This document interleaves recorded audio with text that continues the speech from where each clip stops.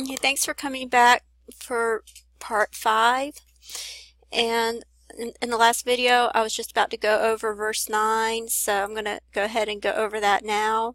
It says, Hell from beneath is moved for thee to meet thee at thy coming. It stirreth up the dead for thee, even all the chief ones of the earth.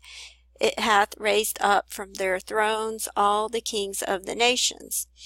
And this right here is talking about the oppressor going down into the underworld, and you can actually understand this better if you see how it's written in the Greek, and that's actually how I came to understand what this was talking about, because it's not so obvious in the English. And so I'm just gonna try to translate this into English. It says Hades, this word right here is Hades, below. This word right here, this word actually means is made bitter. To meet you, this word right here. And then this is where it says, it stirreth up for you all the, this word right here in the Greek is the word gigantes. It means giants. And here, hold on one second. Okay, it's the same word that's used over here in Genesis 6:4, where it says there were giants in the earth in those days, and also after that. This is where we're about to be into the after that, when the sons of God came in unto the daughters of men, and they bare children to them. The same became mighty men, which were of old, men of renown. Okay, so in the Hebrew, this word is Nephilim. It's right here, comes from the word Nephil, and Nephilim is a plural. And as you can see, it's the same word right here. It's Gigantes. Okay, it's the same word that's in Isaiah 14. And like I said, I wouldn't have noticed that that's what this was talking about, because in the English it's translated as chief ones. But if you look at even the Hebrew, it says that it's a ram or a he-goat. Okay. So that's an indication of who it's talking about. It's basically talking about the goats, you know, how the earth is going to be divided into sheep and goats. So this is talking about the goats, and when you look at it in the Greek, you see what it's actually talking about. And then it goes on to say, this word right here means the chief ones, or the elite, basically, is what this word is, of the earth. It raises up from their thrones all the kings of the nations. Okay, so it basically reads the same, except for this word right here, which is giants, which pretty much lets you know what's going on in the underworld. So basically, when Satan is cast down, and when the oppressor is ceased, and they go into the underworld, they stir up the Nephilim, which are the giants, and they wake them up. And then it goes on to say, all they shall speak and say unto thee, art thou also become weak as we? Art thou become like us? Like, how did you die like the rest of us and go into the grave? And then it goes on to say, the pomp is brought down to the grave, and the noise of thy veils, the worm is spread under thee, and the worms cover thee. And if you look at that in the Greek, you see that it's actually talking about rejoicing. This word right here is the same word. It means rejoicing, and it's the same word that was used up above here, where it talks about rejoicing in the Greek. It's the same word. So they're rejoicing above, you know, with the rapture, and then they're going to be rejoicing below when Satan and the Antichrist go down to meet them there to raise up the Nephilim. Okay? And then that's where it goes on to say, How art thou fallen from heaven, O Lucifer, son of the morning? How art thou cut down to the ground, which didst weaken the nations? For thou hast said in thine heart, I will ascend into heaven. I will exalt my throne above the stars of God. I will sit also upon the mount of the congregation in the sides of the north. I will ascend above the heights of the clouds. I will be like the Most High. Yet thou shalt be brought down to hell, to the sides of the pit. So Satan is cast down at the same time that the oppressor goes down into the underworld. That's when Satan is cast down as well. Okay, and this one right here is also where it gets very interesting, and in order to understand what this is talking about, you also need to see this in the Greek as well. So I'm going to go ahead and read it in the English first. It says, They that see thee shall narrowly look upon thee, and consider thee, saying, Is this the man that made the earth to tremble, that did shake the kingdoms? Okay, when you look at this in the Greek, this word that was translated as narrowly, it's this word right here, which means wonder, or a miracle. It's a word that you get miracle from, and it's a wonder.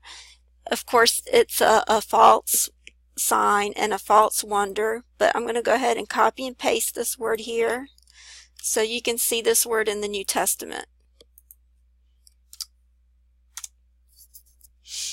Okay, it's translated as marvel, and this word is the same word that's used in Revelation 13:3. where it says, it's probably better to read it in the Blue Letter Bible, but I'll just go ahead and read it here. It says, And one of his heads looked like it had been wounded fatally. Its near fatal blow to head was healed, and the whole earth was enthralled by the beast. Okay, this is the word, but I'll read it in the Blue Letter Bible because the way this is translated, it's not very clear. So I'm going to pull up Revelation 13:3.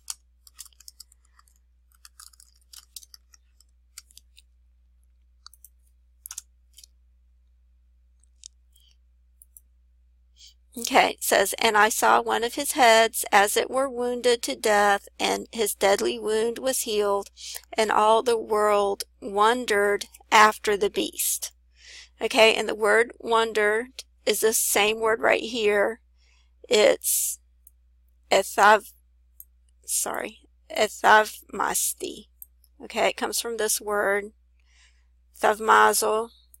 Okay, and this word means to wonder or to marvel, and it's actually the word from where you get miracle. See this word right here? Well, I'm not sure why it's not translating it as a miracle, but that's basically what this word means. But it's a wonder, and the Antichrist is going to do, or the first beast is going to do false signs and wonders. Okay, and it's saying that the whole world is going to marvel or wonder at the beast. Okay, and this is the word in Revelation 14 that says they're going to narrowly look upon thee. This word in the Greek is that they're going to look upon him with wonder, as if a miracle has just taken place. And in the Hebrew, this word means to gaze or to stare. So they're going to be gazing in wonder and staring at the beast when he comes out of the pit. Okay, when his head wound is healed. So that's how you can make that connection. You actually have to see the words in the Greek to understand, what's being described here. And then it goes on to say, that made the world as a wilderness, and destroyed the cities thereof, that opened not the houses of his prisoners. All the kings of the nations, even all of them, lie in glory, every one in his own house. But thou art cast out of the grave. Okay, he's going to be cast out of the grave like an abominable branch. And I don't think this word abominable, I don't think that's by accident. Okay, so he's going to be cast out like an abominable branch, and as the raiment of those that are slain, thrust through with a sword, that go down to the stones of the pit, as a carcass trodden under foot.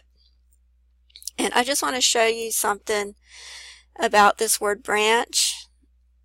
Okay, because as I said earlier, there's a false and a true that's going on at the same time. And if you look at the word branch, it's the Hebrew word netzer. And if you look at the 4 times this word is used in the Bible, you'll see that it's talking about a branch coming forth, or a rod coming out of the stem of Jesse, which that would be Jesus. So this is the good branch. And then over here is the one we just read, which is an abominable branch. It's a bad branch. And then over here it says in Isaiah 60:21, it says, thy people also shall be righteous, they shall inherit the land forever, the branch of my planting, the work of my hands, that I may be glorified. So again, you have a good branch here. And then when you go to Daniel 11:7, it says, but out of a branch of her roots shall one stand up in his estate, which shall come with an army, and shall enter into the fortress of the king of the north, and shall deal against them, and shall prevail. So again, it's talking about the evil branch here. So you have a good branch, an evil branch, a good branch, an evil branch. And they both take place at the same time. You know, there's a false and a true that will take place. And so I'm just going to continue reading this. It says, thou shalt not be joined with them in burial, because thou hast destroyed thy land and slain thy people. The seed of evildoers shall never be renowned. Prepare slaughter for his children, for the iniquity of their fathers, that they do not rise, nor possess the land, nor fill the face of the world with cities. Okay, so it's basically saying that he's not going to stay in his burial place. He's going to be cast out. And then it's talking about so that his children, the children of iniquity, so that they don't rise and possess the land. And this goes back to my second Advent table, which again, you would have to watch that video, but there was information in the center here that seemed to be about the mark of the beast, and it said that they may breed abundantly in the earth, and be fruitful and multiply upon the earth. Okay, and this was about, it had terms about the right hand and so forth, which seemed to indicate this was talking about the mark of the beast. So you would have to watch this video to see all of that once again. But as I had mentioned in that video, this is all about a battle of who's going to possess the land, which seed is going to possess the land. And that's what's being talked about here as well, is talking about the children of iniquity. And I'll give you some more details on that in the next video because I'm running out of time. So I'll see you in the next video.